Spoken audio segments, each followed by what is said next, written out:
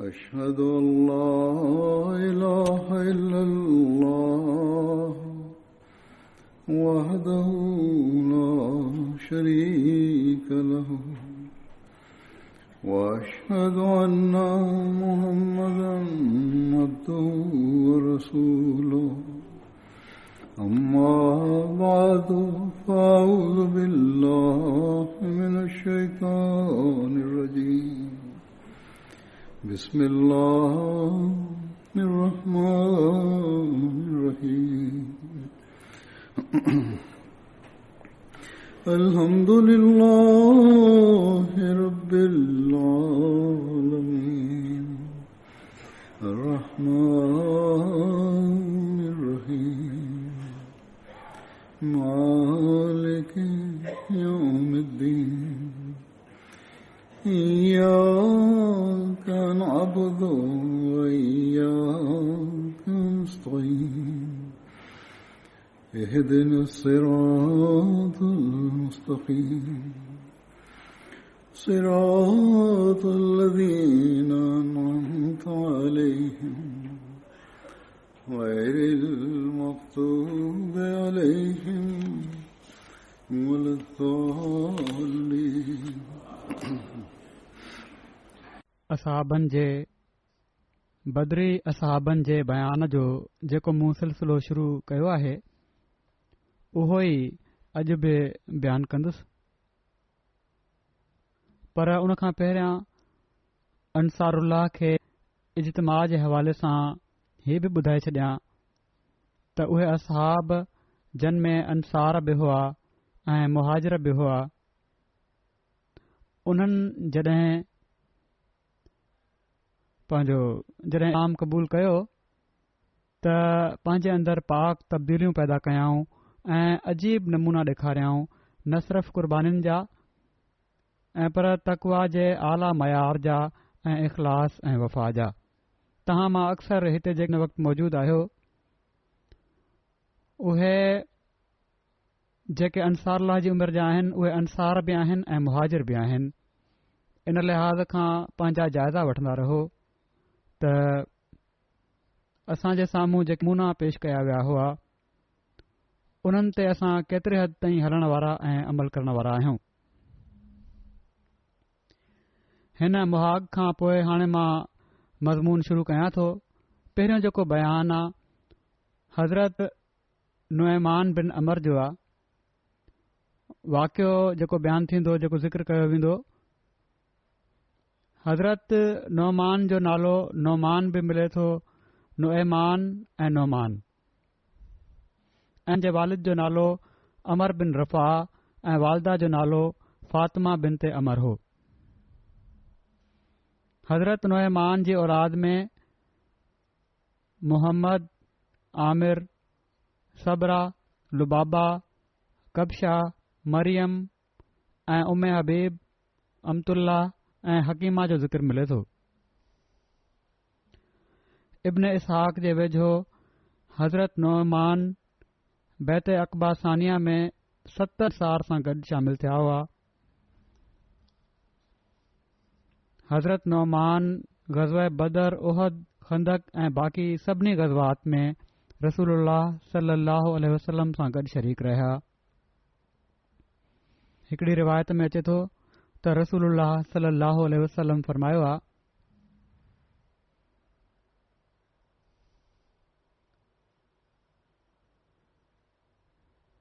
रसूलुल्लाह सल्लल्लाहु अलैहि वसल्लम फरमायो आहे त नुएमान जे लाइ सवाइ ख़ैर जे कुझु न चओ, छो त हू अल्लाह ऐं उन जे रसूल सां मोहबत रखे थो।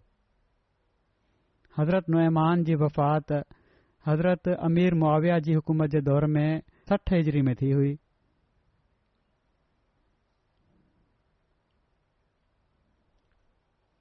हज़रत उम्मे सलमा बयानु कनि थियूं त हज़रत अबू बकर रज़ियल्लाहु ताला अन्हो नबी करीम सल्लल्लाहु अलैहि वसल्लम जी वफ़ात खां 1 साल अॻु बुसरा, जेको शाम मुल्क जो हिकिड़ो क़दीम ऐं मशहूर शहर आहे, ऐं नबी करीम सल्लल्लाहु अलैहि वसल्लम पंहिंजे चाचे सां गॾु शाम जे वापारी सफ़र दौरान इन ई शहर में क़याम कयो हो ऐं अहिड़ी तरह जॾहिं हज़रत ख़दीजा जो सामान शाम ॾांहुं खणी विया हुआ त ओॾी महिल बि इन ई जॻह ते क़याम कयो हुआ ऐं उन समय पाण सॻोरन सलाहु वसलम सां गॾु हज़रत ख़दीजा जो ग़ुलाम मैसरा बि हो। बहरहाल हज़रत अबू बकर जॾहिं वफ़ात खां हुज़ूर जी वफ़ात खां 1 साल अॻु वापार जे लाइ विया उन पासे त उन्हनि सां गॾु नुइमान ऐं सुहैबत बिन हरमला बि सफ़र कयो।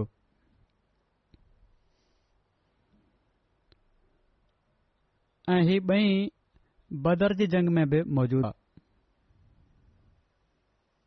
नुइमान सफ़र जे समर ते मुतयन हुआ उन सफ़र में हज़रत अबू बकर सां गॾु ऐं इन ई सफ़र जो वाक़ियो आहे जॾहिं उन्हनि जे साथीअ हज़रत नुइमान खे हिकिड़ी क़ौम वटि भोगन में विकिणी छॾियो हुयो।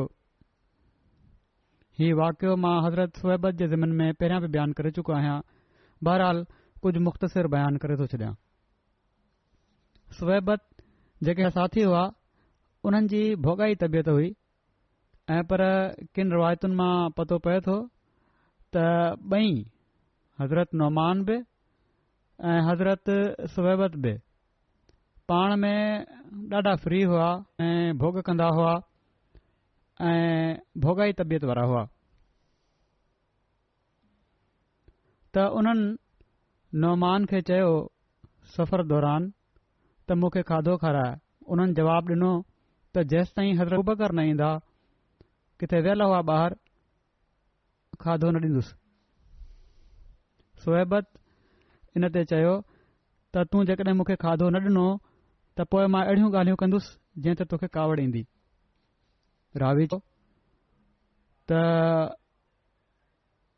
इन दौरान उन्हनि जे भरिसां हिकिड़ी क़ौम लंघी त सुहैबत उन्हनि खे चयो त छा तव्हां मूंखां हिकिड़ो ग़ुलाम ख़रीद कंदव। कुझु ॾींहंनि खां पोइ ही ज़िक्र हूंदो या सफ़र में हलंदे हलंदे ई ओड़ी महिल बहरहाल कुझु वक़्फ़े खां पोइ त उन क़ौम खे हज़रत सुहैबत चयो त मूंखां ग़ुलाम ख़रीद कंदव। क़ौम चयो हा ख़रीद कंदासीं। त सुहैबत इन ते उन्हनि खे चयो त उहो ॾाढो ॻाल्हाइण वारो अथव ऐं इहो ई चवंदो रहंदो त मां आज़ाद आहियां ऐं जॾहिं तव्हांखे हू हीअ ॻाल्हि चए त तव्हां उन खे छॾे ॾियो त पोइ तव्हां ईअं न थिए जो मुंहिंजे ग़ुलाम खे ख़राबु कयो माना त न छॾिजोसि। उन्हनि जवाबु ॾिनो त न ऐं पर असां उहो तोखां ख़रीद करणु चाहियूं था ऐं उन्हनि उन खे 10 ॾाचिन जे एवज़ ख़रीद करे वरितो। पोइ उहे माण्हू नुइमान वटि आया ऐं उन्हनि जे कंध में पग या रसो विधऊं त जीअं ग़ुलाम बणाए वठी वञनि। नुइमान उन्हनि खे चयो त हीउ शख़्स तव्हां सां भोग पियो थो करे मां त आज़ाद आहियां ग़ुलाम न आहियां। उन्हनि जवाबु ॾिनो त उन तुंहिंजे बारे में पहिरियां ई ॿुधाए छॾियो आहे ऐं बहरहाल हू ज़ोरी उन्हनि खे साण वठी विया। जॾहिं हज़रत अबू बकर सिद्दीक़ रज़ियल्लाहु तआला अन्हु आया ऐं माण्हुनि इन जे बारे में उन्हनि खे ॿुधायो त पाण पोइ उन्हनि माण्हुनि जे पुठियां विया उन क़ौम जे पुठियां विया ऐं उन्हनि खे ॾाचियूं वापसि ॾिनऊं ऐं नौमान खे वापसि वठी आया।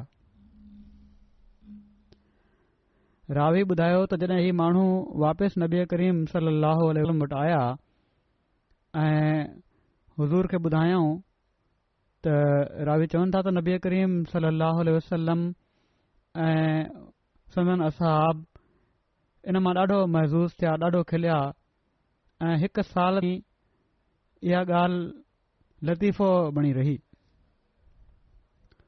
किन जॻहुनि ते किन किताबनि में इन फ़र्क़ सां ही वाक़ियो मिले थो त विकिणण वारा हज़रत सुहैबत न हुआ ऐं पर हज़रत नौमान हुआ। बहरहाल ॿिन्ही जे बारे में ई हीअ रिवायत अचे थी। हज़रत नौमान जे बारे में हीअ अचे थी हीअ रिवायत बि त उन्हनि जी तबियत में बि भोग हूंदो हो जीअं त नबी करीम सलाहु वसल्लम उन्हनि जूं ॻाल्हियूं ॿुधी महज़ूज़ थींदा हुआ। रबिया बिन उस्मान खां मरवी आहे त पाण सॻोरन सलाहु वसलम वटि हिकिड़ो बदू आयो, ॻोठाणो आयो ऐं मस्जिद में दाख़िल थी उन पंहिंजे उठ खे अङण में विहारे छॾियो। इन ते किन असाबनि हज़रत नौमान खे चयो त जेकॾहिं तूं इहो उठ ज़िबह करे छॾीं त असां इहो खाईंदासीं, छो त असांजी गोश्त खाइण लाइ ॾाढी दिलि थी करे। ऐं बहरहाल ही बदू जो उठ आहे, शिकायत थींदी नबी करीम सल्लल्लाहु अलैहि वसल्लम वटि, त रसूल करीम सल्लल्लाहु अलैहि वसल्लम वटि जॾहिं शिकायत थींदी त पोइ रसूलुल्लाह सल्लल्लाहु अलैहि वसल्लम इन जो तावान ॾेई छॾींदा। रावी चवनि था त हज़रत नौमान उन्हनि जी ॻाल्हियुनि में अची उठ ज़िबह करे छॾियो ऐं जॾहिं बदू ॿाहिरि निकितो ऐं पंहिंजी सुवारीअ खे इन हालत में ॾिठई त लुड़ करणु लॻो त ए मोहम्मद सल्लल्लाहु अलैहि वसल्लम, मुंहिंजो उठ ज़िबह थी वियो आहे। नबी करीम सल्लल्लाहु अलैहि वसल्लम ॿाहिरि आया ऐं फरमायाऊं ही कंहिं कयो आहे? माण्हुनि चयो नौमान। त पाण उन्हनि जी ॻोल्हा में निकिता। ही करण खां पोइ नौमान उतां हलिया विया, वञी किथे लिकी पिया। बहरहाल नबी करीम सल्लल्लाहु अलैहि वसल्लम उन्हनि जी ॻोल्हा में निकिता एसि ताईं जो ॾिठऊं त हू हज़रत ज़ुबाब बिन ज़ुबैर बिन अबतलब वटि वञी लिकिया पिया आहिनि। जिथे हू लिकिया पिया हुआ उते हिकिड़े शख़्स पंहिंजी आङुर सां उन्हनि ॾांहुं इशारो कंदे ॾाढे आवाज़ में चयो त या रसूलल्लाह, मूंखे किथे नज़र कोन पियो थो अचे।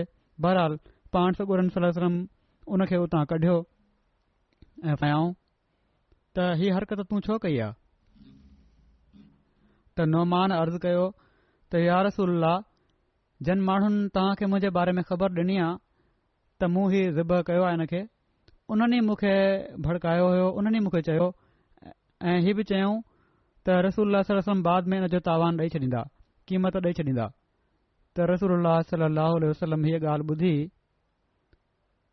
नौमान जे चहिरे खे पाण हथु लाथऊं, छुहऊं ऐं मुरकण लॻा ऐं पाण उन बदू खे उन उठ जी क़ीमत ॾेई छॾियऊं।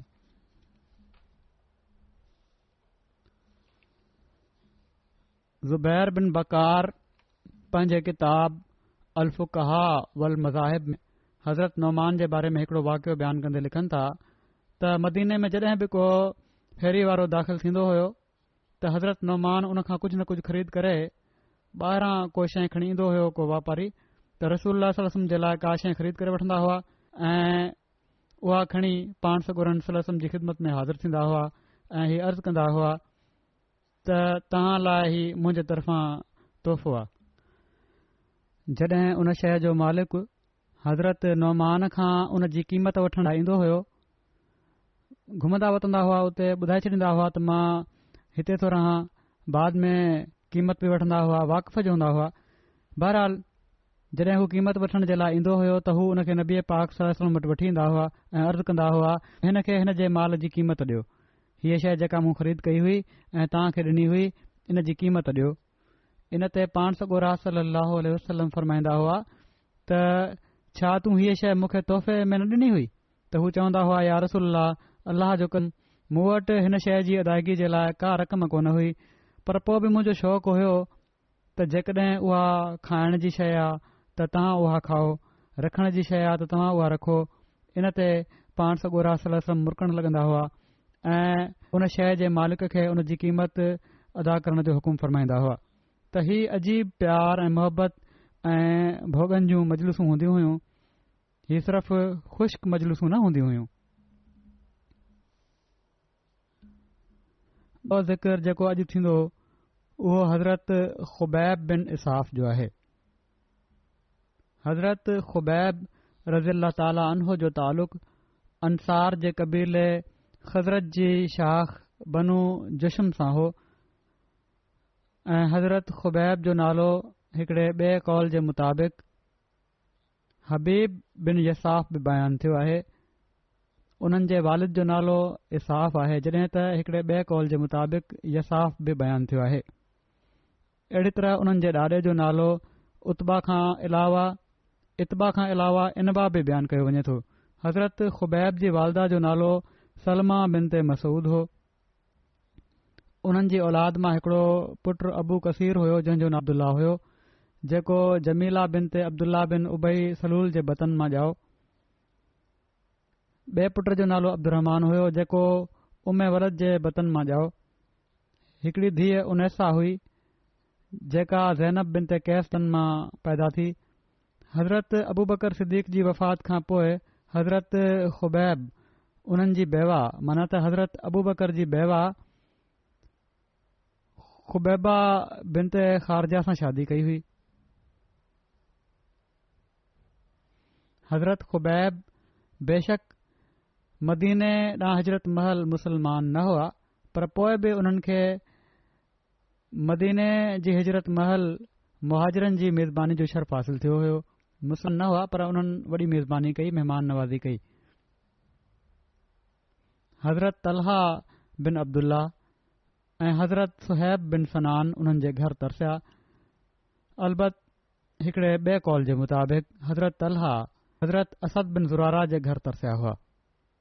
अहिड़ी तरह हज़रत अबू बकर जॾहिं मदीने ॾांहुं हिजरत कई त हिकड़ी रिवायत जे मुताबिक़ उन्हनि हज़रत खुबैब वटि कबा में सना जे मक़ाम ते क़याम कयो हुयो।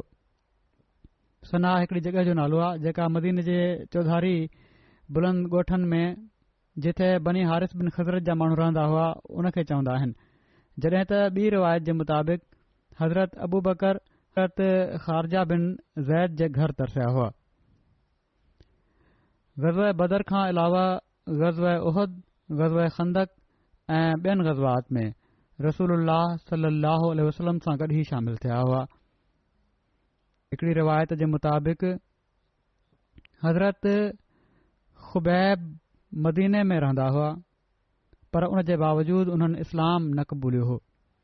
एसि ताईं जो नबी करीम सल्लल्लाहु अलैहि वसल्लम ग़ज़वा बदर जे लाइ रवाना थिया, तॾहिं ई रस्ते में नबी करीम सल्लल्लाहु अलैहि वसल्लम सां वञी मिलिया ऐं इस्लाम क़बूल कयाऊं।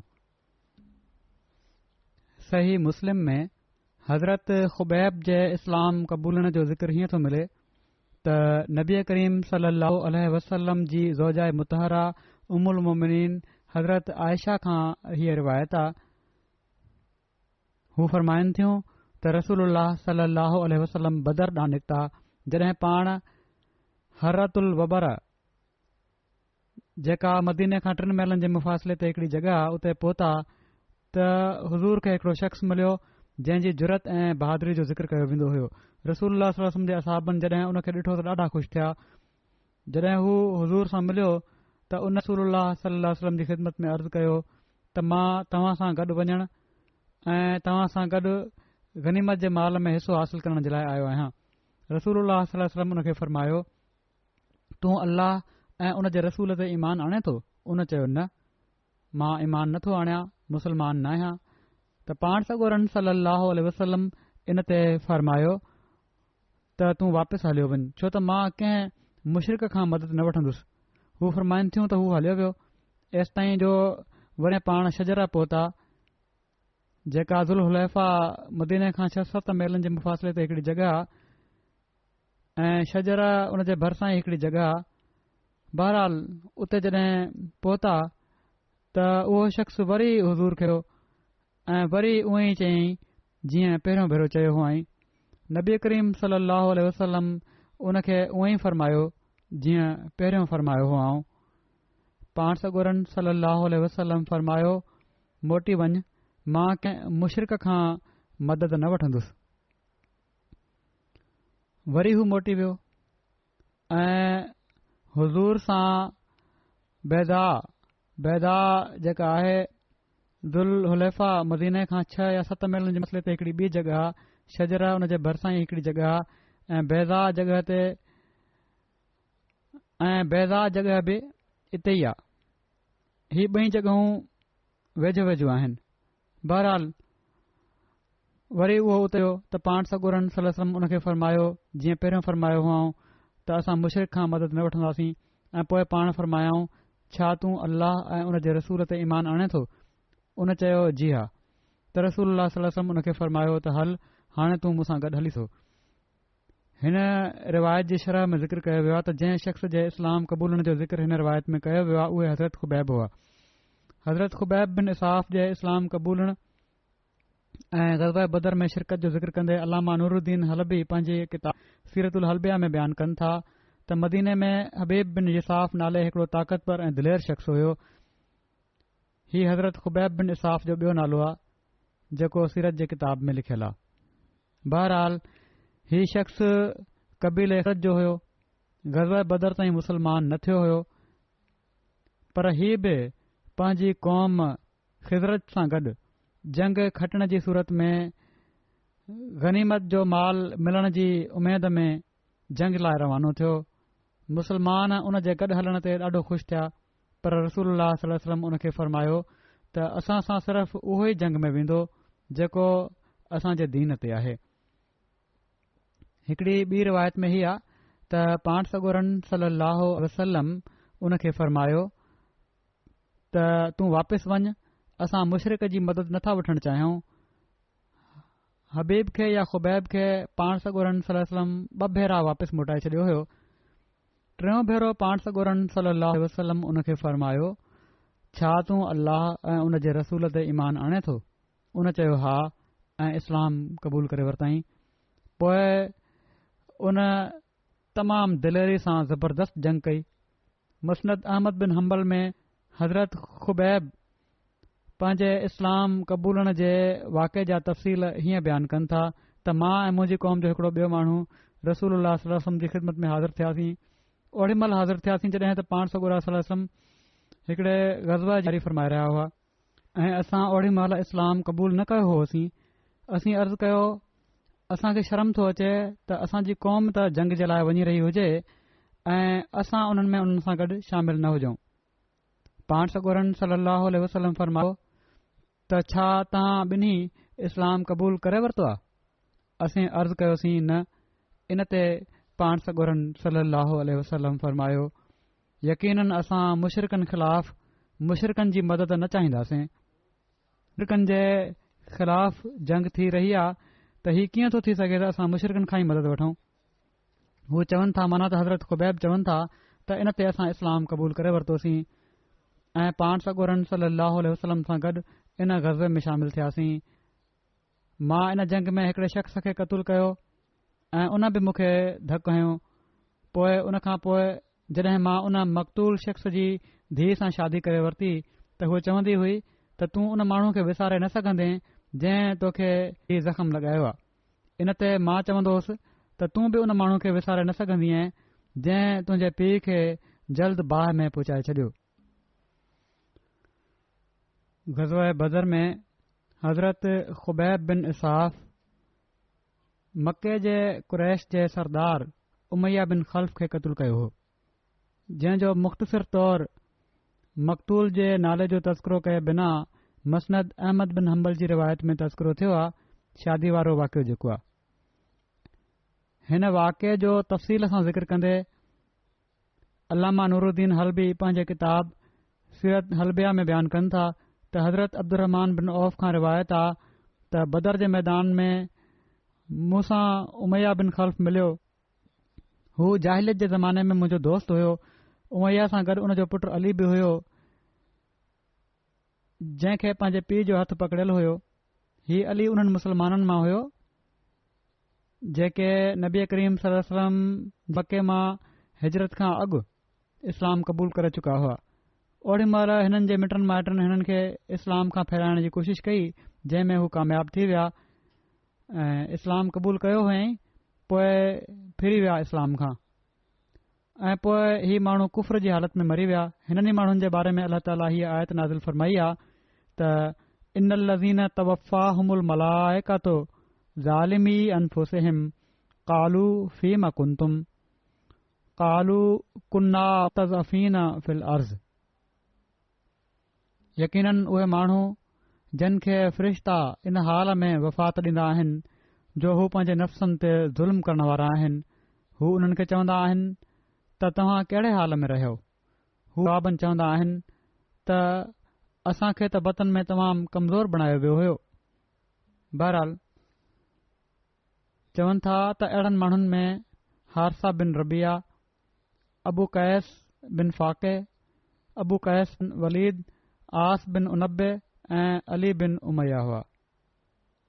अलामा नूरुद्दीन हल्बी लिखनि था त किताब सीरत हशामिया में लिखियलु आहे त हिननि माण्हुनि जॾहिं इस्लाम क़बूलियो त रसूलुल्लाह सल्लल्लाहु अलैहि वसल्लम में हुआ। पोइ जॾहिं रसूलुल्लाह सल्लल्लाहु अलैहि वसल्लम मदीने ॾांहुं हिजरत कई त हिननि माण्हुनि खे हिननि जे अबनि ॾाॾनि ऐं मिटनि माइटनि मके में ई झले वरितो ऐं उन्हनि खे आज़माइश में विधाऊं, जंहिं जे नतीजे में ही माण्हू फितने में पइजी विया ऐं इस्लाम खां फिरी विया, छॾे ॾिनऊं इस्लाम खे। पोइ हू ग़ज़वा बदर महल पंहिंजी क़ौम सां गॾु निकिता ऐं ही सभई हुते क़तलु थिया। इन ॻाल्हियुनि मां मालूम थिए थो त ही मूं पाण सॻोरनि सल्लल्लाहु अलैहि वसल्लम जी हिजरत खां पहिरियां पंहिंजे दीन खां न फिरिया हुआ। जॾहिं त पहिरीं रिवायत जे सियाक सबाक मां मालूम थिए थो त ही माण्हू पाण सॻोरनि सल्लल्लाहु अलैहि वसल्लम जी मके मां हिजरत करण खां अॻु कुफर ॾांहुं मोटी चुका हुआ। बहरहाल हज़रत अब्दुर्रहमान बयानु कनि था त मूं वटि केतिरियूं ज़रूं हुयूं जेके मूंखे खयल हुयूं। ओड़ी महिल जंग जो वाक़ियो बयानु कनि था। जॾहिं उमैया मूंखे ॾिठो त मूंखे जाहिलियत जे नाले सां अब्द अमर चई करे सॾु कयईं।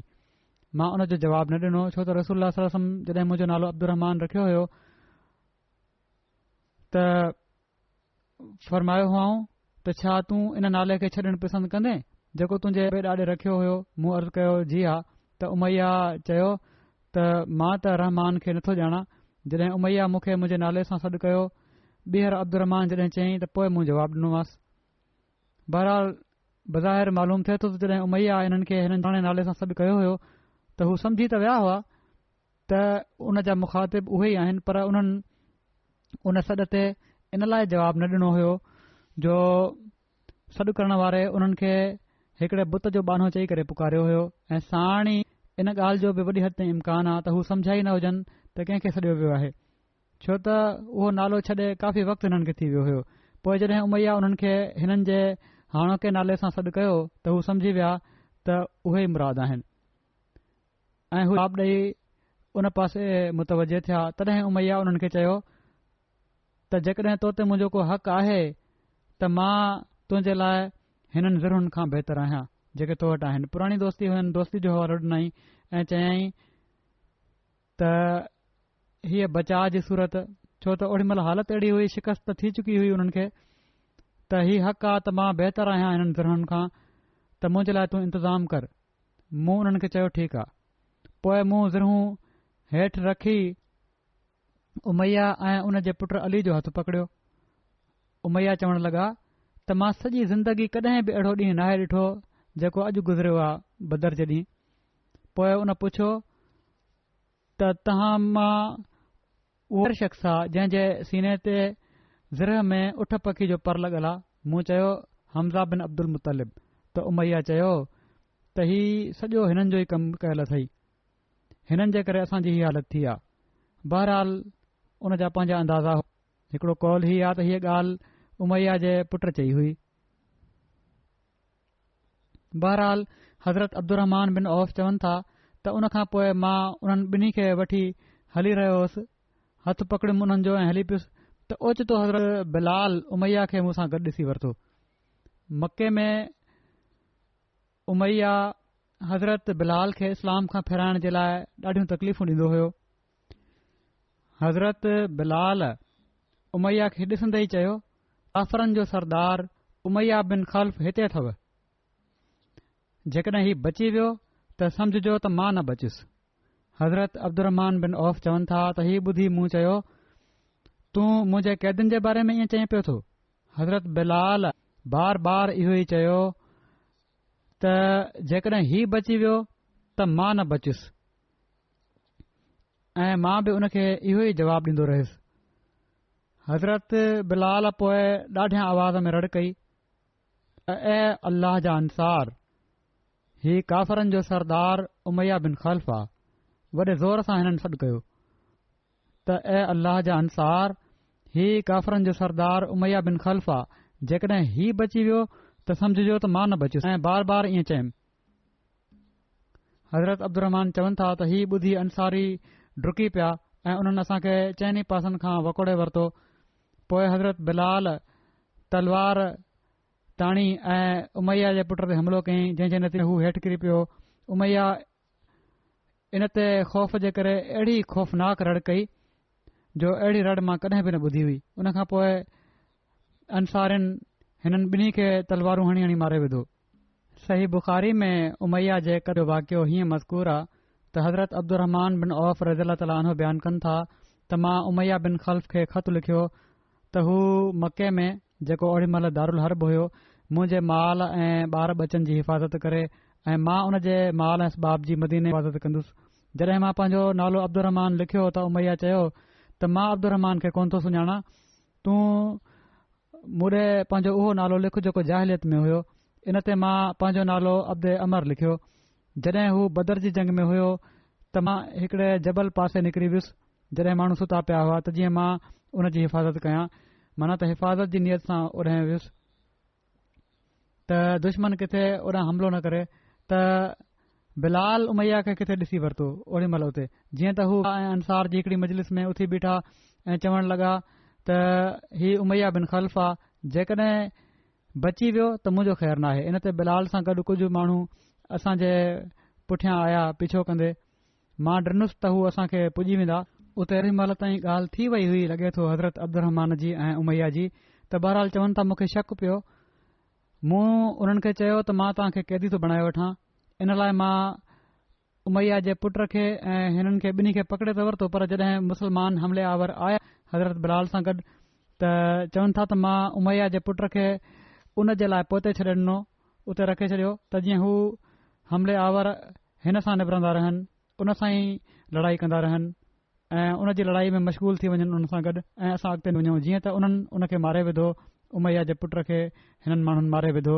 पोइ हिननि चवनि था ही त हिननि मुंहिंजो ही दाह कारगर थियणु न ॾिनो त मां उमैया खे बचाए वठां ऐं असांजो पीछो कयाऊं। उमैया छो त माण्हू हुयो, इन लाइ जल्दी में हेॾे होॾे न थी सघियो। आख़िर जॾहिं उन्हनि असांखे अची पकड़ियो त मां उमैया खे चयो त तूं वेही रह, त हू वेही रहियो। मां पंहिंजो पाण उन जे मथां उछले छॾियो त उन खे बचायां, त उन्हनि मुंहिंजे हेठां उन जे बदन में तलवारूं घेरायूं एसि ताईं जो उन खे मारे विधऊं। उन्हनि मां हिकिड़े पंहिंजी तलवार सां मुंहिंजे पेर ते बि ज़ख़्म ॾिनो। रावी इब्राहिम ही चवनि था त हज़रत अब्दुरहमान बिन औफ़ असांखे पंहिंजे पेर जी पुठी ते उहो निशान ॾेखारींदा हुआ जेको इन जे करे थियो हुयो। उमैया ऐं उन जे पुट खे कंहिं क़तलु कयो उन जे बारे में मज़कूर आहे त उमैया खे अंसार जे क़बीले बनू माज़न जे हिकिड़े शख़्स क़तलु कयो हुयो। जॾहिं त इब्न हिशाम चवनि था त उमैया खे हज़रत मुआज़ बिन अफ़रा, ख़ारजा बिन ज़ैद ऐं ख़ुबैब बिन इसाफ़ रलजी क़तलु कयो हुयो, जिन असाबी जो ज़िक्र थी रहियो आहे। हीअ बि उन्हनि में शामिल हुआ। हीअ बि चयो वञे थो त हज़रत बिलाल उन खे क़तलु कयो हुयो, पर पोइ बि असुल हक़ीक़त हीअ आहे त सभई असाब उमैया जे क़तल में शरीक हुआ ऐं उमैया जे पुट अलीअ खे हज़रत बिलाल हमिलो करे हेठि किराए छॾियो हुयो। बाद में उन खे हज़रत अमार बिन यासिर क़तलु कयो हो। किन वाक़िअनि जो तफ़सील जेको आहे सौ सिधो उन असाबी सां उन्हनि जो तालुक़ु न आहे हूंदो, पर हिन में त ज़िक्र आहे बि, पर मां ज़िक्र इन लाइ करे छॾींदो आहियां त जीअं असांखे तारीख़ जो बि कुझु इल्मु थी वञे। ख़ुबैब बिन अब्दुरहमान बयानु कनि था त मुंहिंजे ॾाॾे हज़रत बैब खे ग़ज़वे बदर जे ॾींहुं हिकिड़ो धकु लॻो हुयो, जंहिं जे करे उन्हनि जी पासीरी भॼी पई हुई। इन ते रसूलुल्लाह सल्लल्लाहु अलैहि वसल्लम उन जॻह ते पंहिंजो मुबारक लुआब लॻायो ऐं उन खे उन जी सही जॻह ते रखे उन खे सही ऐं ठीकु करे छॾियाऊं, जंहिं जे नतीजे में हज़रत ख़ुबैब पंधु करणु लॻी पिया। हिकिड़ी ॿी रिवायत में हीउ ज़िक्र आहे त हज़रत ख़ुबैब बयानु कयो त हिकिड़ी जंग जे मौक़े ते मुंहिंजे कुल्हे में हिकिड़ो तमामु ऊनो ज़ख़्म लॻो जेको मुंहिंजे पेट ताईं पहुची वियो ऐं इन जे नतीजे में मुंहिंजो हथु लड़की पियो। पोइ मां रसूलुल्लाह सल्लल्लाहु अलैहि वसल्लम जी ख़िदमत में हाज़िर थियुसि त पाण सॻोरन सल्लल्लाहु अलैहि वसल्लम उन हंध ते पंहिंजो मुबारक लुआब लॻायो ऐं उन खे साण ॻंढे छॾियाऊं, जंहिं जे नतीजे में उहो बिल्कुलु सही थी वियो ऐं मुंहिंजो ज़ख़्म बि सही थी वियो। वफ़ात जे बारे में हिकिड़े कौल जे मुताबिक़ हज़रत ख़ुबैब जी वफ़ात हज़रत उमर जी ख़िलाफ़त जे दौर में थी हुई, जॾहिं त ॿिए कौल जे मुताबिक़ हिननि जी वफ़ात हज़रत उस्मान जी ख़िलाफ़त दौर में थी हुई। बहरहाल अल्लाह ताला हिननि असाबनि जा दर्जा बुलंद फरमाईंदो वञे। हाणे मां 3 फौत थी वयलनि जो बि ज़िक्र कंदुसि ऐं उन्हनि जी जनाज़े जी नमाज़ बि नमाज़ुनि खां पोइ पढ़ाईंदुसि। इन्हनि मां ज़िक्र आहे रबवा जी मोहतरमा रशीदा बेगम साहिबा, बेगम मुकरम सैयद मोहम्मद सरवर साहब जो, जेके 24 अगस्त ते 74 सालनि जी उमिरि में रज़ा अलाह जी फौत थी वयूं। इन्ना लिल्लाहि व इलैहि राजिऊन। हिननि जा अबा ॾाढा चारकोट कश्मीर मां हिजरत करे पाकिस्तान आया हुआ ऐं हिननि जा वालिद मोहतरम दीन मोहम्मद साहब रेलवे में मुलाज़िम हुआ। हिननि जी उमिरि जॾहिं 5 साल हुई त हू फौत थी विया हुआ। इन खां पोइ हिननि जी वालदा मोहतरमा अकेले ई वॾी महिनत ऐं मुशक़त सां पंहिंजे ॿारनि खे पालियो। मरहूमा जे ख़ानदान में अहमदियत हिननि जे ॾाॾे मुकरम फ़तेह मोहम्मद साहब जे ज़रिए आई, जन कादियान वञी हज़रत मसीह मऊद अलैहिस्सलाम जे असहाबी हज़रत काज़ी मोहम्मद अकबर साहब जे ज़रिए बैत जी सआदत हासिल कई हुई। काज़ी साहब 1894 में चंड ऐं सिज ग्रहण जो निशान ॾिसी पंहिंजे इलाइक़े ऐं ख़ानदान जे माण्हुनि खे ॿुधायो हुयो त हिन निशान मां पतो पियो आहे त इमाम महदी अलैहिस्सलाम जो ज़हूर थी चुको आहे। हज़रत काज़ी मोहम्मद अकबर साहब सां हिननि जा ख़ानदानी तालुकात हुआ, हिन ख़ानदान ऐं मिटरी बि हुई ऐं इन लिहाज़ खां पोइ हिननि जे ज़रिए सां हिननि ताईं अहमदियत जो पैगाम बि पहुतो ऐं बैत बि थी। हिननि जा हिकड़ा पुट मोहम्मद ज़करिया साहब मुबलिग आहिनि लाइब्रेरिया में। हू चवनि था त वालदा जी चंदा तमामु बाक़ाइदगी सां ॾींदी हुई ऐं ॾाढो फ़िक्र रहंदो हुयुनि ऐं पुछंदियूं रहंदियूं हुयूं त मुंहिंजो चंदो अदा थी वियो आहे या न। पोइ इन खां अलावा ॿारनि जी तरबियत जे मामले में बि ॾाढो फ़िक्र हुयुनि, ॾाढो ध्यानु ॾींदियूं हुयूं। ॿारनि खे गैर ज़रूरी तौर ते घरां ॿाहिरि निकिरण न ॾींदियूं हुयूं त जीअं ॿारनि खे रुलण जी आदत न पइजी वञे या ॿाहिरि वञी का ख़राब आदत न सिखी वठनि।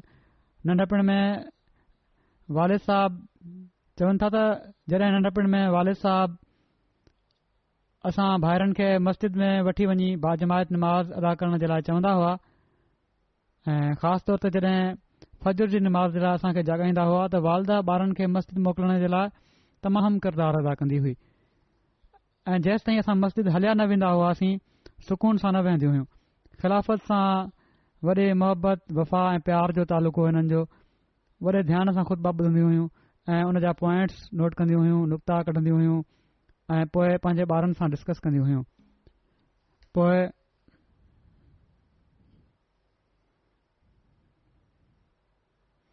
हिननि जी वॾी धीउ जेका आहे मरहूमा जी, उन्हनि ॿुधायो त आख़िरी वक़्त में बि निमाज़ ॾांहुं ॾाढो ध्यानु हुयुनि ऐं निमाज़ तमामु डिघी हिननि पढ़ी, को अहसास थियण न ॾिनऊं। उन खां पोइ निमाज़ पढ़ण जे फौरन बाद ई हिननि जी त ख़राब थी, इस्पताल नियो वियुनि पर उते हार्ट अटैक जे करे, दिल जो दौरो पवण जे करे फौत थी वयूं। अल्लाह ताला जे फज़ुल सां मांगे 8 हिसे जूं मूसिया हुयूं। हिननि जे 5 पुटनि खे वाक़फ़ीन ज़िंदगी तौर दीन जी ख़िदमत जी तौफ़ीक़ मिले पई थी। 2 पुट मोहम्मद मोहसिन तबस्सुम ऐं मोहम्मद मोमिन साहब मौलम वक़फ़े जदीद तौर रबवा में ख़िदमत जी तौफ़ीक़ हासिल कनि पिया था। 2 पुट दाऊद ज़फ़र साहब ऐं ज़करिया साहब मुरबी सिलसिला तौर ऐं हिकड़ा पुट आसिफ़ साहब वक़फ़े नौ आहिनि। ही ख़िलाफ़त लाइब्रेरी में कंप्यूटर सेक्शन में आहिनि। मोहम्मद ज़करिया साहब हिन वक़्तु लाइब्रेरिया में जहिड़ो की मूं ॿुधायो मुबलिग आहिनि ऐं वालदा जी वफ़ात ते हू वञी न सघिया जनाज़े ते। हिननि बि तमामु सुठे सब्र जो नमूनो ॾेखारियो ऐं पंहिंजी ड्यूटी जेका ॿाहिरि मुल्क हुई उन खे बाक़ाइदगी सां अंजाम ॾींदा रहिया ऐं को इज़हार अहिड़ी तरह न थियो त मां कमु नथो करे सघां, वञी बि न सघिया। अल्लाह ताला सभिनी हिननि जे ॿारनि खे बि सब्र ऐं हौसलो अता फ़रमाए। ख़ासि तौर ते ही पुट जेके लाइब्रेरिया में आहिनि सिलसिले जा मुबलिग आहिनि ऐं वफ़ात महल पंहिंजी वालदा सां मिली न सघिया। अल्लाह ताला हिननि सभिनी ॿारनि खे हिननि जी वालदा जी नेकिन खे जारी रखण जी तौफ़ीक़ अता फ़रमाए, हिननि जी वालदा जा दर्जा बुलंद फ़रमाए। ॿियो जनाज़ो आहे मोहतरम मोहम्मद शमशीर ख़ान साहब, जेके सदर जमायत हुया नांदी फिजी जा। उन्हनि जो आहे हिननि जी बि 5 सेप्टेम्बर ते वफ़ात थी हुई। इन्ना लिल्लाहि व इन्ना इलैहि राजिऊन। 1950 में ही पैदा थिया हुआ ऐं 1962 में पंहिंजे मरहूम वालिद सां गॾु लाहौरी जमायत मां बैत करे जमायत में शामिल थिया। पहिरियां ही पैगामी हुआ। फिजी में पैगामी या लाहौरी जमायत जा काफ़ी माण्हू आहिनि। बहरहाल ही पंहिंजे वालिद सां गॾु हिननि बैत कई हुई। 1962 में अहमदी थिया। गैर मुबाह हुआ, बैत करे ही ख़िलाफ़त जी बैत में आया। अहिड़ी तरह पाण फिजी जमायत जे शुरूआती मेंबरनि मां हुआ। अल्लाह ताला जे फज़ल सां वॾो वक़्तु जमायती ख़िदमत जी तौफ़ीक़ मिलियनि। जमायत अहमदिया मारो, सोवा, नांदी ऐं लटोका में मस्जिदूं ठाहिण में हिननि जो अहम किरदारु हुयो। 2010 खां वफ़ात ताईं सदर जमायत तौरु नांदी जी सदर जमायत तौरु ख़िदमत जी तौफ़ीक़ हासिल कयाऊं। वॾो वक़्तु नेशनल सेक्रेटरी इशाद तौरु ख़िदमत बजाणींदा रहिया। दुनियावी लिहाज़ खां बि अल्लाह ताला जे सां हिननि खे वॾी इज़त जी नज़र सां ॾिठो वेंदो हुयो, पर जमायती कम हर कम ते मुक़दम हूंदा हुआ। अलावा सदर जमायत ऐं नेशनल सेक्रेटरी इशाद जे पाण हिकिड़े मुस्लिम प्राइमरी स्कूल टोका जा मैनेजर बि हुआ। तमामु मुख़लिस ऐं ख़िलाफ़त जा आशिक़ ऐं तमामु इताअत कंदड़ इंसान हुआ।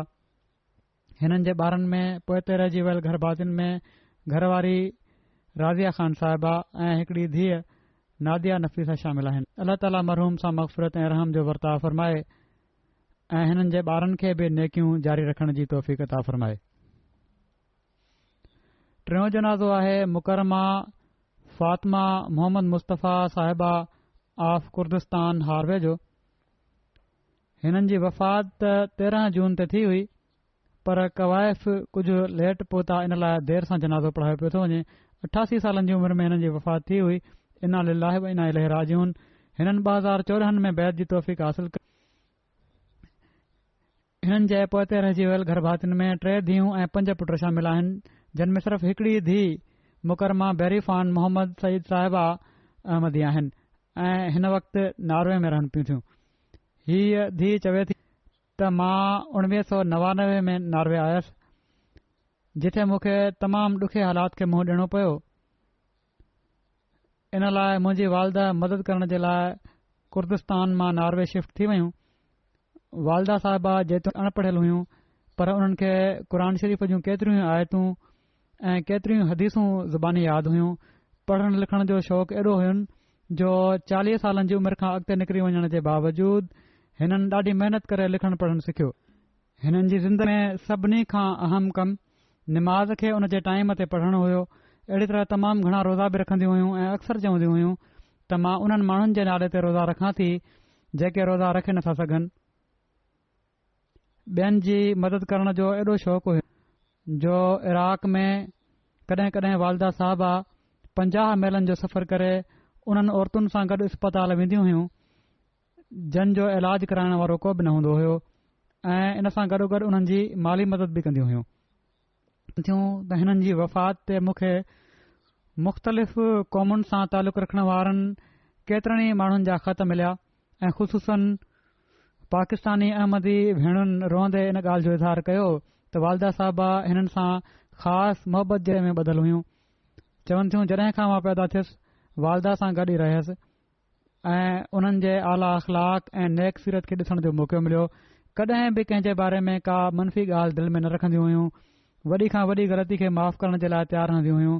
असांखे नंढपण खां ई ही उसूल सेखारींदियूं हुयूं त सच ॻाल्हायो तोड़े तव्हांजे पंहिंजे ख़िलाफ़ ई छो न हुजे। पिण ही चवंदियूं हुयूं त जेकॾहिं तव्हांजी अखि या तव्हांजे हथ का ग़लती कई आहे त तव्हां में एतिरी ज़रूरत हुअणु घुर्जे त पंहिंजी अखि या हथ खे ॾोही चई सघो। हर कंहिं सां मुरकंदड़ चेहरे सां मिलंदियूं हुयूं। उन्हनि जी ज़बान ते हर वक़्तु दुआऊं जारी रहंदियूं हुयूं। उन्हनि खे अल्लाह ताला ऐं नबी करीम सल्लल्लाहु अलैहि वसल्लम सां इश्क हुयो ऐं चवंदियूं हुयूं त शायदि इहो ई सबबु हुयो जो अल्लाह ताला उन्हनि खे पंहिंजे मसीह ज़मान जी बैत जी तौफ़ीक़ अता फ़रमाई आहे। MTA चवनि थियूं त 2007 में मूंखे धीउ लिखे पई थी त ओचितो मिलियो पोइ ग़ाइब थी वियो।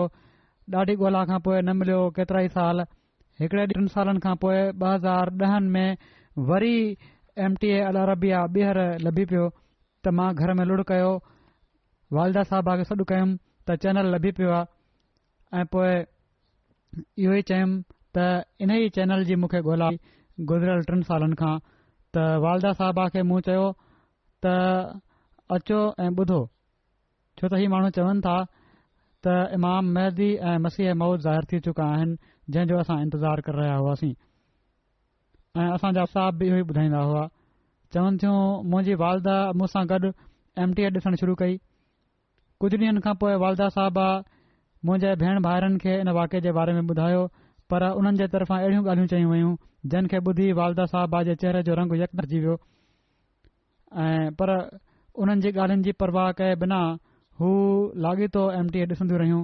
पोइ जॾहिं हू कुर्दिस्तान वयूं त पोइ चवनि थियूं त मुंहिंजे भाइरनि जी ॻाल्हियुनि उन्हनि जी दिलि ते असरु कयो ऐं हू मुंहिंजे ख़िलाफ़ थी वयूं। वरी जॾहिं मूं वटि आयूं वरी MTA ॾिसण खां चवनि थियूं मूंखे बि झिलण लॻियूं। बहरहाल चवनि थियूं जॾहिं मूं बैत करे वरिती त मज़ीद हालात ख़राब थी विया ऐं मुंहिंजी वालदा खे उन्हनि माण्हुनि चयो त तुंहिंजी धीउ काफ़र थी वई आहे ऐं बहरहाल चवनि थियूं जॾहिं मुंहिंजे भाइरनि वटि वेंदियूं हुयूं त मुंहिंजे ख़िलाफ़ थी वेंदियूं हुयूं, वापसि ईंदियूं हुयूं, वरी MTA ॾिसणु लॻी पवंदियूं हुयूं। हज़रत मसीह मऊद अलैहिस्सलाम जा क़सीदा उन्हनि खे ॾाढा पसंदि हुआ ऐं अक्सर उहे बि रोई ॾींदियूं हुयूं।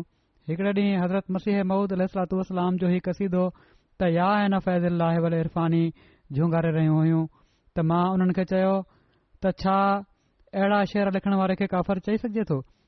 तमामु कावड़ में उन्हनि मूं ॾांहुं ॾिठो ऐं चयाऊं केरु ज़ालिम आहे जेको अहिड़े शख़्स खे काफ़र चवंदो। त मूं उन्हनि खे चयो त तव्हांजी औलाद बि त हिन में शामिल आहे। हीउ ॿुधी चुप थी वयूं। पोइ मां उन्हनि खे चयो पंहिंजी वालदा खे त तव्हां पंहिंजी ईमान जी कुवत जे करे मशहूरु आहियो, पोइ तव्हां कंहिंखां थियो, ख़ुदा खां या पंहिंजी औलाद खां। हू मुंहिंजे इन सुवाल मां ॾाढो मुतासिर थियूं पर जवाबु कोन ॾिनऊं। उन ई राति मूंखे सॾु कयाऊं ऐं चवणु लॻियूं त जमायत जे मर्कज़ खे फ़ोन करे चई छॾ त मां बैत करणी आहे। त पोइ मूं उन्हनि खे चयो त अञा ॿीहर सोचियो, गौर कयो त जीअं साबित क़दम रहो पोइ। बहरहाल सॼी राति उन्हनि चवनि थियूं शायदि गौर कयो, दुआऊं कयूं ऐं सुबुह जो उथंदे ई चवणु लॻियूं त मूं फ़ैसिलो करे वरितो आहे त मां बैत करणी आहे। अहिड़ी तरह हिननि खे जॾहिं 2000 में मां वियो आहियां, मूंसां मिलण जो बि मौक़ो मिलियो। ॾाढियूं ख़ुशि हुयूं त ख़लीफ़े वक़्त सां मुलाक़ात थी आहे ऐं हर हिक खे ॿुधाइनि पियूं। ख़िलाफ़त सां बि ॾाढो वफ़ा जो तालुक़ु हुयुनि। अल्लाह ताला हिननि सां मग़फ़िरत ऐं रहम जो वर्ताव फ़रमाए, दर्जा बुलंद फ़रमाए, हिननि जी धीउ जे ईमान खे बि मज़बूत रखे ऐं हिननि जे ॿारनि खे बि ऐं बाक़ी ॿार जेके अञा आमदी न आहिनि थिया, अल्लाह ताला उन्हनि जूं बि दिलियूं खोले ऐं हिननि जूं दुआऊं उन्हनि जे हक़ में क़बूल थियनि।